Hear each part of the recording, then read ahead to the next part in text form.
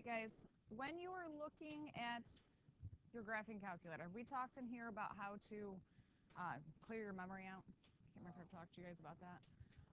Up here, if you've ever wondered what on earth this is written on the top of my board, this is how you clear your memory in the graphing calculator. Okay, so you want to hit the second button. So hit second, and then the plus, and then the 7, 1, 2. And a lot of times you might have to hit enter depending on your calculators. But it will tell you that your RAM is cleared. It's cleared out anything that's been in your calculator, and it's reset that back to its factory default. Okay, that's something that you're like, why would I want to do that all the time? These are used in every single one of my classes. You have no idea what somebody before you has done to that calculator. Okay, there's different settings and different modes, and if your calculator got switched to a different mode, you're probably not going to recognize it, and you're going to have all wrong answers. Okay, so good advice for you, especially as we're getting into graphing with these and things are set and changed and Windows changed and who knows whatever else people are touching in those buttons. First thing you do, clear that memory before you do anything else. Okay, if it's your own personal graphing calculator, if you would have your own, you wouldn't have to worry about that. Like, I don't ever do it on mine just because it's my calculator. I know what buttons I pushed. Okay, but that will set it back to your factory default. Okay, so back to the notes and stuff for you guys. Kind of fitting, there's snowmen on there, right? It's supposed to be like record-breaking warm today. We got snowmen on there. All right, so today we're going to use the graphing calculator to graph quadratic functions, so no longer by hand today. We're going to learn how to use the table button to find that table of values. Normally when we graph, we made the XY table, filled in all the values, did all the math. The calculator will make that table of values for you, which is really nice. Then we can also make some predictions about the graphs, check them on the graphing calculator. I'll let you kind of see how you can find the vertex on some problems in the graphing calculator without doing any math on your part, which is really nice. Okay, so first thing is I want you to find the following buttons on your calculator. Let's make sure we know where some of these buttons are located. So, can you find the x squared? Look real carefully. Take a look at the x squared. Can anybody find it? Anybody not able to find it?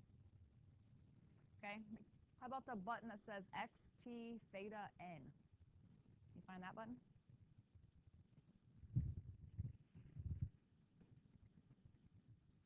Too many windows open. I can't see everything I want to see. All right, so that button right up here next to the green one, this button puts an X into your problems.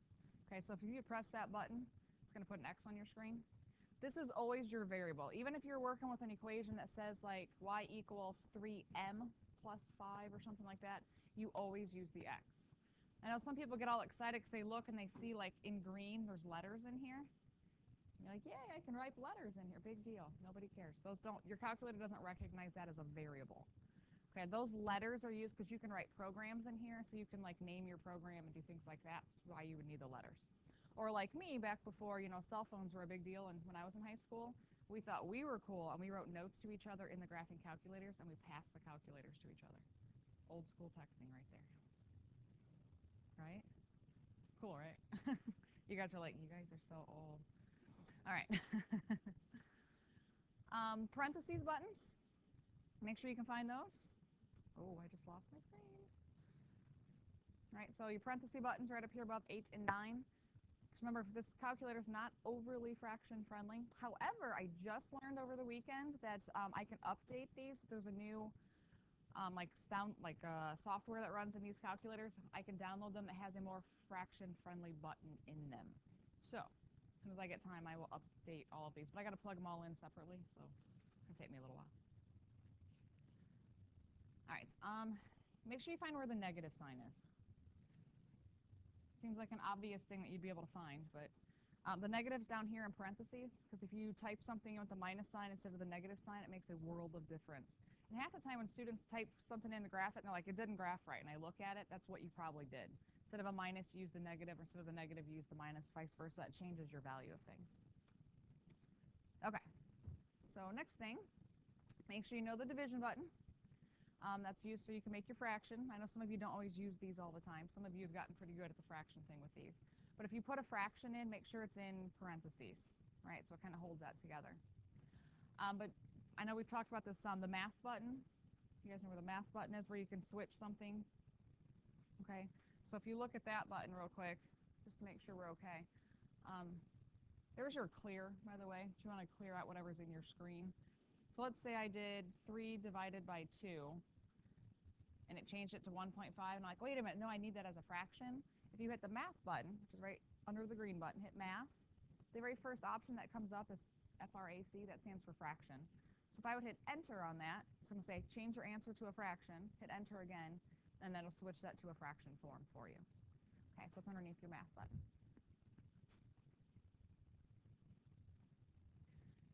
All right, some other key things on here. The y equals button up here at the top. Make sure you take a look at that one. All of these buttons underneath the screen, there's a whole line of buttons up here. These are everything that deals with your graphs. So if you are doing anything that you want to graph it, you want to find a table that's related to the graph, anything doing with the graph, it is all of these buttons right up here at the top. So if you're pushing those buttons and you never typed anything in to make it graph, is wrong. Okay, you need to tell it what you're graphing so then you can actually do stuff with those buttons. We're going to talk about the x button. That's your variable. Make sure the x squared. Just like with the red calculators, those basic scientific ones you guys use, hitting the x squared button only puts in a little squared.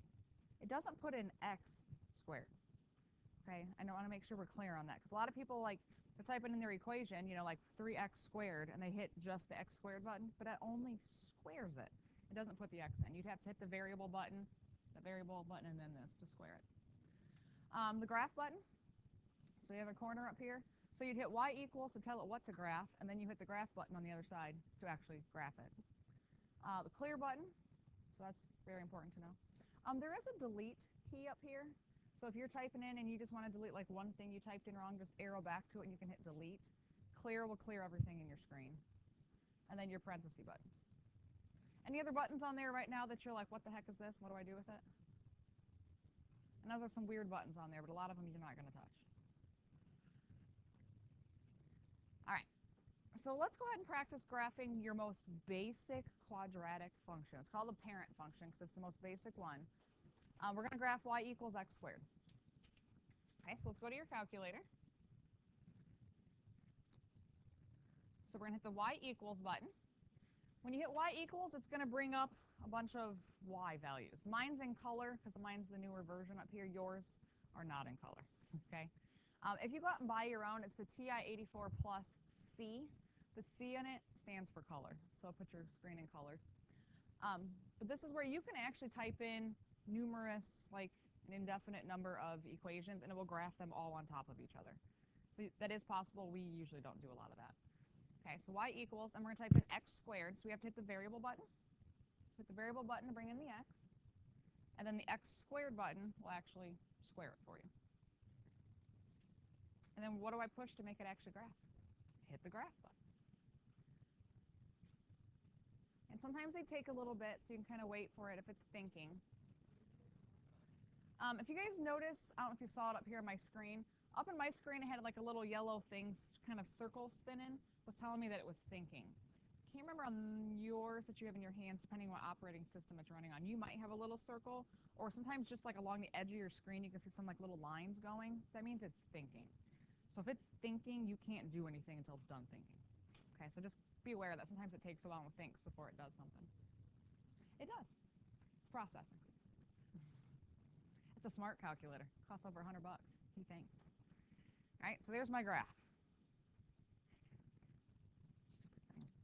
There we go. All right. So next, let's kind of see how the table is formed for you from the graph. Okay? So to do this, I put your steps in here so you don't forget how to find all this stuff. You have to hit the second button, and then the word says table. If you look right above graph, see how it says table right above there? So you're going to have to hit second graph, brings up your table. Okay, so if I hit second and then graph, it'll bring up my table. Also, guys, just so you know up here, I had it closed, sorry. This will always keep a running thing of the last buttons that I've pressed. So if you ever look up and go, what did she just hit? It will be shown up here, okay? Plus the last button I hit is always in red on mine, so you can see what the last button I hit was.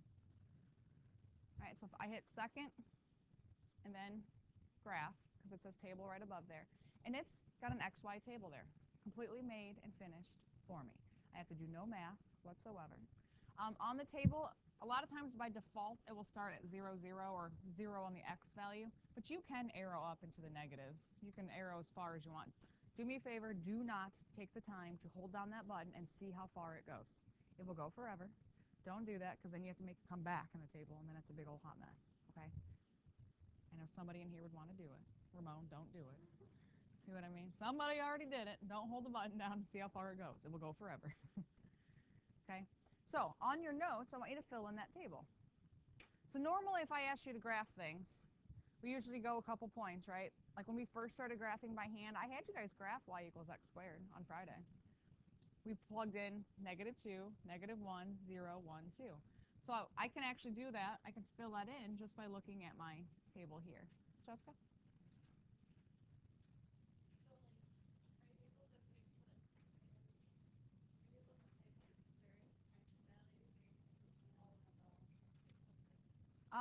Good question. Guys, the question was, can you pick certain x values, or do they all get kind of put in there? The calculator by default will put in nice x values. It won't put in the fractions, decimals, anything like that. It'll put in nice x values, and then it'll find the corresponding y. So sometimes the y's are really big, ugly decimals, but the x values are always nice. Okay? It's the only downside to the table is it does nice numbers. Okay, so on your notes, did you go ahead and fill some of this in? So on your notes, -2, -1, 0, 1, 2, did you fill the numbers in here? So what did you find for the y for -2? For 1? 0? Good. On Friday when we did this, we had to actually go back and type it in with the different numbers. We had to calculate it. Remember that? Sometimes it took forever. Yeah, the graphing calculator is nice. It does all of that for you. All right, so let's go ahead and try graphing a whole function now, something that's a little more exciting than just x squared. So before we graph it, though, I want you to answer a couple questions for me. Will the parabola open up or down? Up. Why? Good. The a is positive, right? Your a value right here, it's positive, so we know that it will open up. Where will the parabola cross the y-axis? Do you know what the y-intercept is? We haven't talked a lot about this. It's the -4. Yeah. It should cross the y-axis at -4. We haven't really talked a whole lot about that, but yeah, it's just the -4. Where will the vertex be? How do you find the vertex? Do you guys remember that from last week? Yeah, -b over 2a should be my vertex. Let's calculate it by hand, because then I want to kind of show you how we can find that on the calculator. How do you what? To actually graph it? Oh, hold that thought. I'll show you in just a minute. Let's do this real quick, and then I'll kind of talk to the calculator stuff. All right, so then we have negative. My b value is 4 over 2 times a. Guys, let's make sure we're remembering what we did last week, okay? Finding the vertex, we had to actually do the -b over 2a. So we got -4 over 4, which was -1. How did you find the other part of the vertex? You plugged it back in, so we had to type all that in, and you're like, wait a minute, my calculator is stuck. Although, she grabbed a different calculator, right? When in doubt, just grab another one. To get out of this, what's one thing? If you see above the word mode, it says quit. So if I hit second mode, that'll take you back to your main screen. You could do that too. So you could, be careful doing that, because now you've just cleared everything you typed in. So if you had stuff in your graph that you wanted to kind of still use, you just cleared it.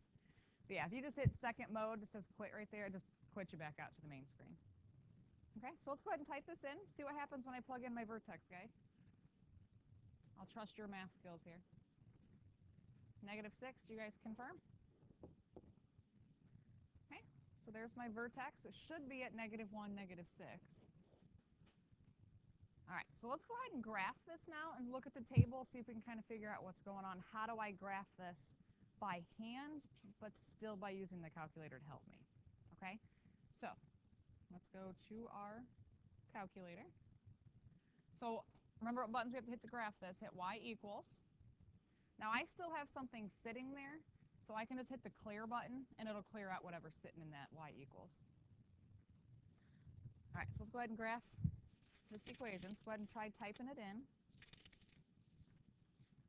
So 2, make sure you hit your variable button for the x and then squared, plus 4x minus 4. Again, double check. One thing I've noticed a lot of students do is they kind of get going, they type it in, they hit graph real fast and didn't even double check. Make sure you typed it in right. Sometimes you might hit a button twice, or you hit the wrong thing, or you forgot an X. Make sure you have everything before you hit graph. And then just hit the graph button in the corner. And take a look at your little thinking thing. Does it have like little lines going on the side? So there's my graph. Beautiful, right? All right, how do I find my table of values?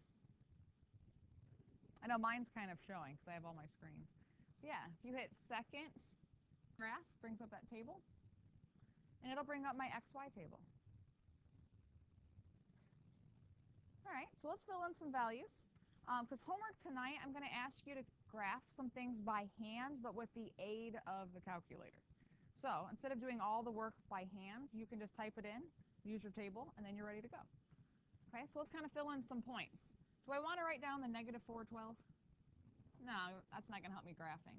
So let's kind of fill in some things. So I might fill in negative 3, 2, negative 2, negative 4, negative 1, negative 6. I can go 0, negative 4, and 1, 2. Anything else is going to be off my graph. But I might fill in that table, just some of the values that I can actually fit on my graph. It doesn't really matter. I might start here because that's the first point that fits on my graph down to here. So those are the ones that fit. Yeah. So I got a question. Mm-hmm. Why negative 1, negative 2 both have negative 5? Why is this negative 3, negative 4 positive? See what I'm saying? Oh, I see what you're saying. Yep, I see what you're saying. Let's talk real quick about our vertex. Where did we say the vertex was? Negative 1, negative 6. The negative 4 was your y-intercept. Yeah, here's your vertex. You guys see it on here? Negative 1, negative 6. Take a look at what's happening around it. Look at your y values. They're reflecting. Look at this. They're reflecting. That's why the value happened that way. It's the reflection on the other side. So if I would ask you to find the vertex, could you use the table to find the vertex? Yeah. You can look for that symmetry. And the symmetry happens in your y values. Obviously, your x's go in order, so those are nice and numeric for you. But yeah, if you look at your y values, you can start to recognize where the symmetry is. The one in the middle then has to be where the vertex is. It's at negative 1, negative 6.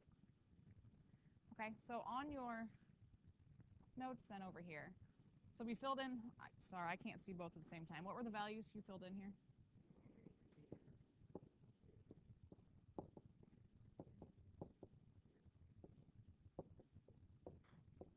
Good. So then if I asked you to graph this by hand, you haven't done any math on your own other than to type it in the calculator. And you look at your table, now I can plot these points. So negative 3, 2, negative 2, negative 4, negative 1, negative 6, 0, negative 4, and 1, 2.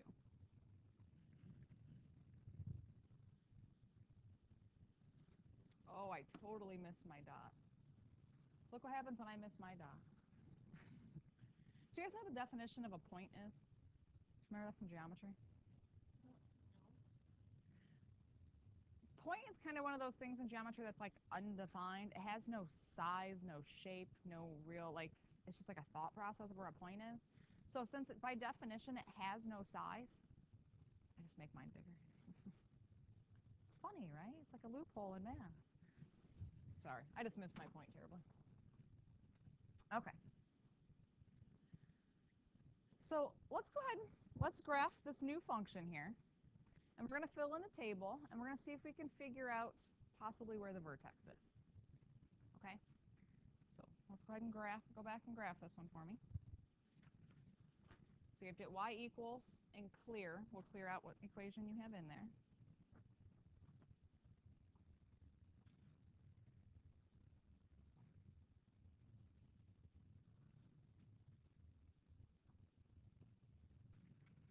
So once you have it graphed, go ahead and hit second graph because we want to look at the table.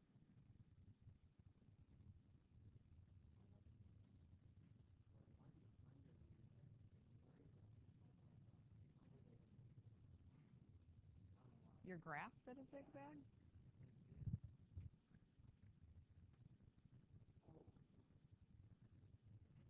Say it should look like that, your graph. Yeah, always go back and look at your equation. That's the first, if you call me over, that's the first thing I'm going to do is I'm going to look at your equation and tell you what you typed in wrong. That's usually what happens. You just type something in wrong. All right.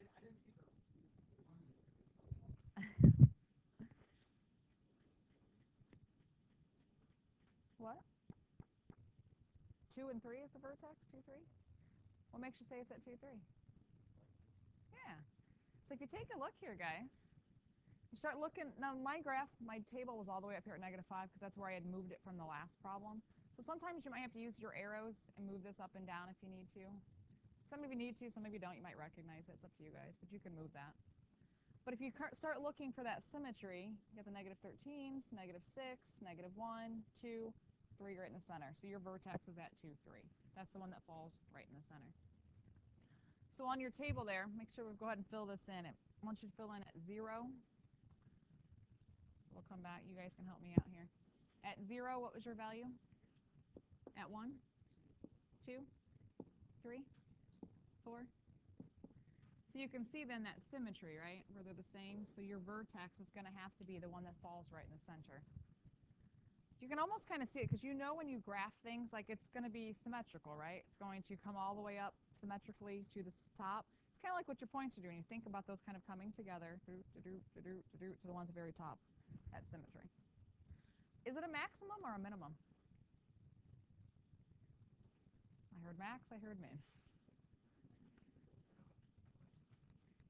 Since this is negative, you know it's going to open down, right? So is your vertex the highest point or the lowest point? Oh, the highest. It's the highest point. And my board just froze. Yes, it did. It is a maximum. Sorry, my board froze. Give it a second. There it goes. Yep, so it's going to be a maximum. So if you look at the, especially you can look at the graph now. You can see what it looks like. It's your vertex is the highest point on the graph, so it's your maximum. All right, so we can look for blank in the y values to find the vertex from the table of values. What am I looking for when I look at my table? Starts with an S. Symmetry, that's it. Oh, that's supposed to go away. It didn't. Okay, I'll write it. There we go. You can look for the symmetry. Yeah, you just kind of find where it goes together, the symmetrical, whatever one's in the center is going to be your vertex. All right, let's try this next one. So will the parabola open up or down? It's going to open down. Why? Good. A is negative. All right, we know that by looking right there. Where will the parabola cross the y-axis? It's going to cross that 2. That's that value that sits right there, which we don't really care as much about when we're doing this. It's not a huge deal for us. All right, let's go ahead and graph it. Let's find some coordinates on here. Let's find that vertex and kind of go from there. Okay? So you graph, I'll graph. We'll see what we get.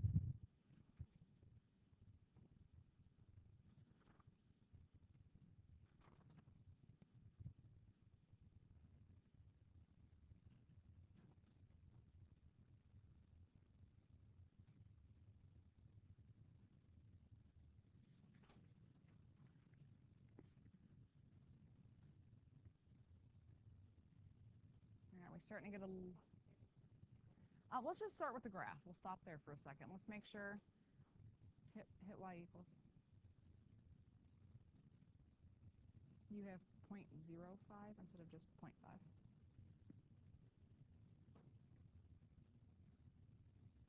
There you go. All right, anyone not able to graph it? I want you to start getting kind of comfortable with those buttons, right? How to make things graph. All right, so then it wants us to go ahead and graph this. So where do we have to look to find what nice points it has? Table. How do I find the table? Good. Second graph pulls up my table. What's probably the first thing I might look for in my table? Where's that symmetry? I want to find where my vertex is. Good. If you find that symmetry, right, where it comes together. So I know my vertex is at 2, 4. So where might I write my values in my table? I probably wouldn't start writing values up here, right? That's not even close to my vertex. Yeah, I would probably start maybe 0, 2. You know, I would do some points. My only thing I'm going to ask for, just like on Friday's homework, when you're graphing this, I just want to make sure that if it will cross the x-axis, go ahead and plot enough points that it actually crosses it. Okay? What's it mean if it doesn't cross the x-axis? What's it mean about the answers? Nope, doesn't mean you're wrong. It's imaginary. Nice job, boys. Imaginary. That's when you get those imaginary answers that we solved for. All right, so on here, what values did we plug in? You guys help me out here. 1 and then what? 3.5?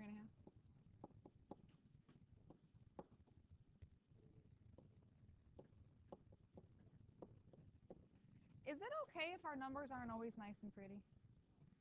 Yeah, you may not like them, but it's okay. All right, it happens a lot.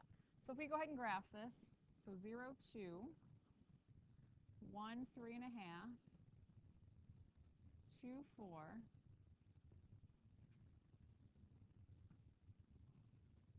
Do I need another point on my graph?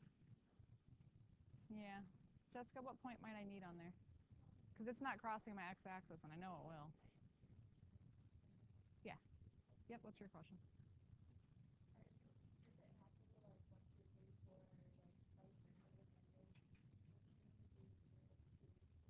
That's fine. Yep. Yeah, absolutely. Mm-hmm. What is it at 5? Oh, sorry. 5 and negative 5?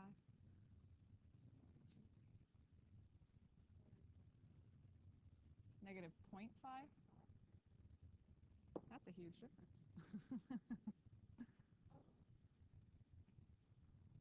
So then I can always reflect that, right? There we go. We want to make sure we plot at least enough points. Like if it's going to cross the x-axis at one point or another, make sure you plot enough so it actually crosses. Questions on any of this stuff so far? Doing okay? All right, why don't you guys try this one? So last one of this, and then we're going to move into what happens when you can't find your graph. Because that happens a lot.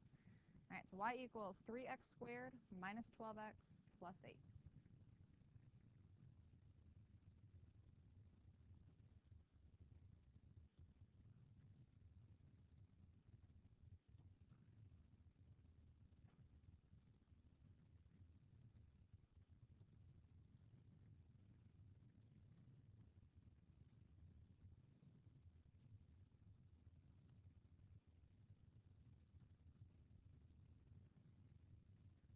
Oh, look at you guys working so fast.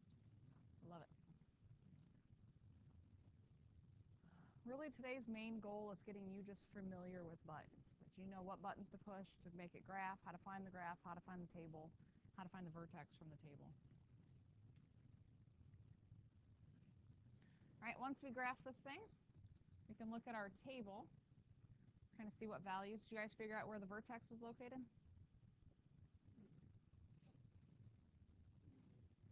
Good. Vertex would be at 2, negative 4, finding that symmetry.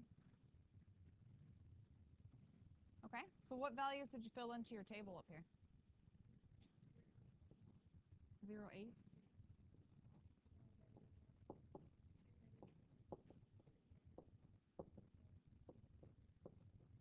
Okay, so we can plot some points there. So 0, 8, 1, negative 1, 2, negative 4.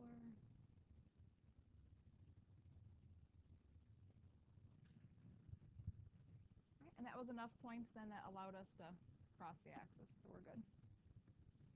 All right, any questions on graphing and how to make a graph and find the table? Will you always be able to find the vertex? When wouldn't you be able to find the vertex in the table? What did we talk about the x values in the table? What are they? What type of numbers? Bless you.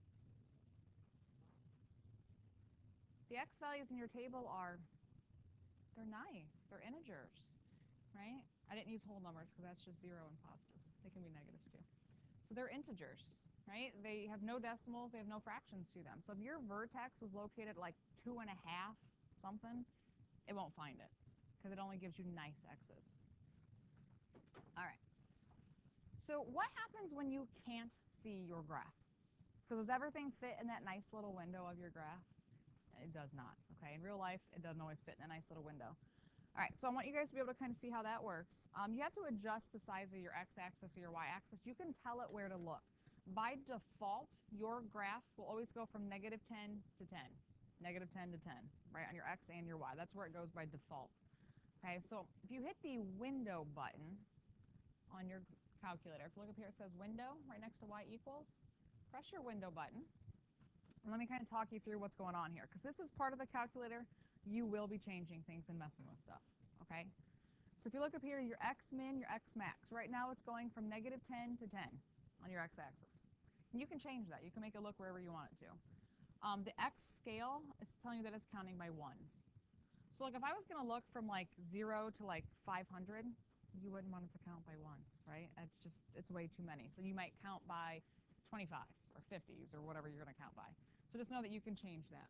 Then you have y min, y max. So you're going from -10 up to 10, and you're counting by ones. This x resolution, this theta x, don't worry about this trace step. Never change all that stuff, okay? I'll be honest with you, I don't even know enough about it. I don't ever mess with that, so don't worry about that stuff. So you'll change this top stuff, though, your x and y, what you're counting by. Okay, so if we go back to the note, we just talked about all that. All right, so let's go ahead and try graphing something so you can see like what's going on with it. So let's go ahead and graph the 5x squared plus 20x minus 12.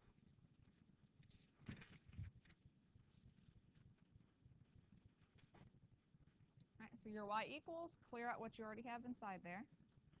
We'll do 5x squared plus 20x minus 12. And if we hit graph, can't see everything. What's probably like the most important things you want to be able to see when you're looking at a graph? You want to find that vertex, yeah, for sure. So if I can't see it, I need to be able to adjust my window. Marcus, question? No. Okay. So if we hit window, so if I'm looking at a graph, I'm like, I can't see everything. Before I hit window, looking at your graph, where do I need to look in order to find it? I need to look down farther. Which value is my down further? It's my y value, and that's the negative, right? I need to go more negative. Okay, so hit window. You need to make sure you know what you're changing before you just start randomly changing numbers. So is it my y min or my y max? Y min. Right now it's looking down, like I can see on mine up here. It's looking down 10. How far do you think I got to go? 15? Try that. So -15. You can just type right over top of it. -15, and then just hit graph again. So notice it's shifted, and I still can't find it. Okay, so let's try again. Hit window again. And honestly, this is a lot of some trial and error. Until you know more about how all this stuff kind of works together, it's a guessing game. So, Jessica?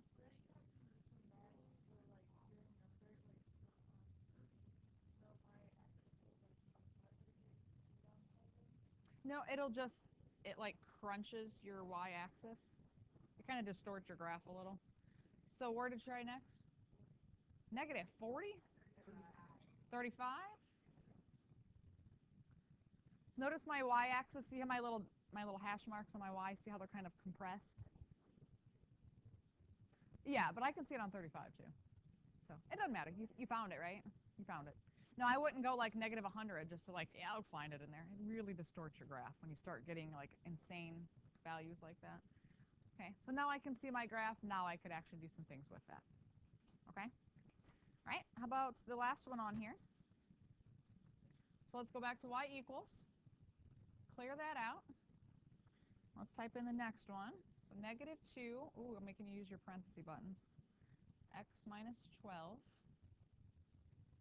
squared. Oops, wrong button. Oh, let's try that. There we go. Plus 25.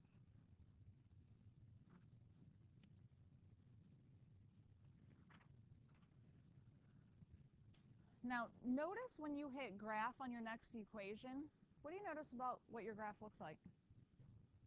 About your y values.